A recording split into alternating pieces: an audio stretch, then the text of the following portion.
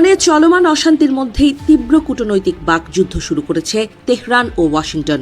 ইরানের বিভিন্ন শহরে অর্থনৈতিক সংকট, মূল্যবৃদ্ধি, বেকারত্ব এবং সরকারি পরিষেবার অভাবের জেরে গত কয়েকদিন ধরে বিক্ষোভ ছড়িয়ে পড়েছে। এই আন্দোলন দমন করতে নেমেছে ইরানি নিরাপত্তা বাহিনী।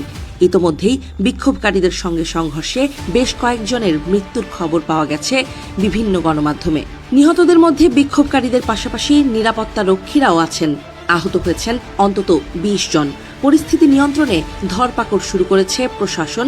গ্রেফতার করা হয়েছে অন্তত ৫০ জনকে। এই অশান্ত রাজনৈতিক পরিস্থিতির মধ্যেই হুঁশিয়ারি দিয়েছেন মার্কিন প্রেসিডেন্ট ডোনাল্ড ট্রাম্প। তিনি সতর্ক করে বলেছেন, যদি ইরান শান্তিপূর্ণ বিক্ষোভকারীদের হত্যা করে তবে আমেরিকা চুপ করে বসে থাকবে না। প্রয়োজনে যুক্তরাষ্ট্র হস্তক্ষেপ করতেও প্রস্তুত বলে মন্তব্য করেন তিনি। তার এই বক্তব্য আন্তর্জাতিক মহলে ইরানের সম্ভাব্য সামরিক হস্তক্ষেপের ইঙ্গিত হিসেবেই ব্যাখ্যা করা হয়েছে। এই মন্তব্যের কড়া জবাব দিয়েছে তেহরান।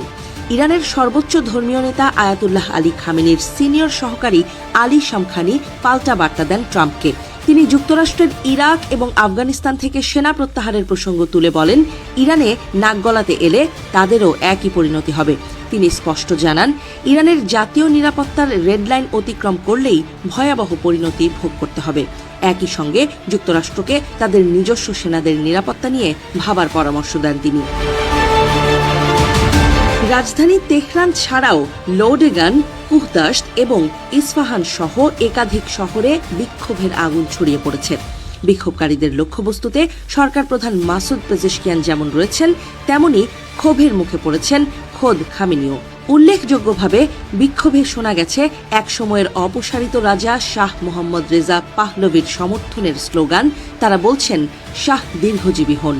আমেরিকায় নির্বাসিত শাহপুত্র রেজা পাহলভিও প্রকাশ্যে সমর্থন জানিয়েছেন বিক্ষোভকারীদেরও। তিনি বলেছেন, বর্তমান সরকার ক্ষমতায় থাকলে ইরানের অর্থনৈতিক দুরবস্থা আরও বাড়বে এবং ইরানের শাসন ব্যবস্থা পরিবর্তন হবেই। ইরান সরকারের দাবি, এই বিক্ষোভের নেপথ্যে রয়েছে ওয়াশিংটনের প্ররোচনা ও মদত। প্রায় প্রতিটি গণ আন্দোলনের ক্ষেত্রেই তারা আমেরিকার বিরুদ্ধে একই অভিযোগ তুলেছে। বিশেষ করে ২০২২ সালের হিজাব আন্দোলনের পর থেকে এই অভিযোগ আরও জোরালো হয়েছে।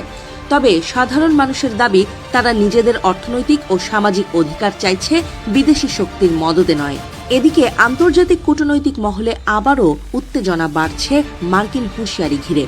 যুক্তরাষ্ট্র অতীতে আফগানিস্তান ও ইরাক এই দুই পশ্চিম এশীয় দেশ থেকেই তড়িঘড়ি সেনা সরিয়ে নিতে বাধ্য হয়েছিল।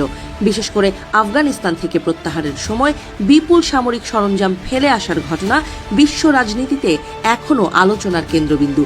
সেই স্মৃতি টেনে এনে তেহরান কার্যত ট্রাম্প প্রশাসনকে সতর্ক করে দিল, ইরানে সামরিকভাবে হস্তক্ষেপ করতে গেলে পরিণতি আরও ভয়ঙ্কর হতে পারে।